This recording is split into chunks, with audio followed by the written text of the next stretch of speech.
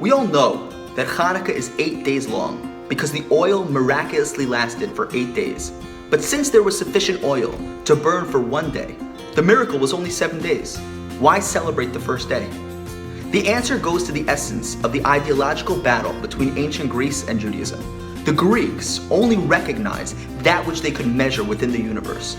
If there is a God, he is divorced from the world and has nothing to do with guiding events. Judaism, in contrast, believes that God not only created the universe, but is constantly sustaining it. And he is ultimately the cause for everything that happens in our world. Nothing is random. There are no coincidences. Therefore, everything is really a miracle. The only reason oil burns even 1 day is because the Almighty makes it burn. He's behind everything. So even the first day of the oil burning is a miracle. This past summer, I witnessed this firsthand. It was an extremely hot afternoon, and I was locked outside the synagogue with 15 other men, waiting to go inside to pray. One man said that over the past 30 years, he has never seen the synagogue locked like this. It was getting late, and one man yelled out, "Gentlemen, we'll have to pray right here in front of the shul." As we all prayed together, wiping the sweat from our faces, a Jeep pulled up in front of us. The driver got out, walked towards us, and suddenly fell to the ground. He was unconscious. We ran over to him, and a doctor in our group said that he had a cardiac arrest and began resuscitation. Another man called an ambulance, which arrived minutes later. A police officer arrived and asked if anyone else was in the car. No one had even thought about that.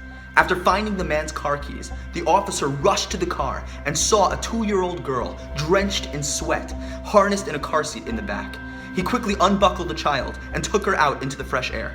We stood there in shock, realizing that this little girl could have suffocated in the intense heat of the closed car. Thank God, the man began to regain consciousness. The child's mother arrived, and we watched her cry as she held her daughter in her arms. After hearing why we were all outside, right when her husband collapsed, she said that a true miracle had taken place. Had the synagogue been opened like every other day, her husband and daughter may not have survived. The Greeks would have viewed this as a coincidence. We all felt that we had personally witnessed a miracle. Albert Einstein said, "There are only 2 ways to live your life. One is as though nothing is a miracle. The other is as though everything is a miracle."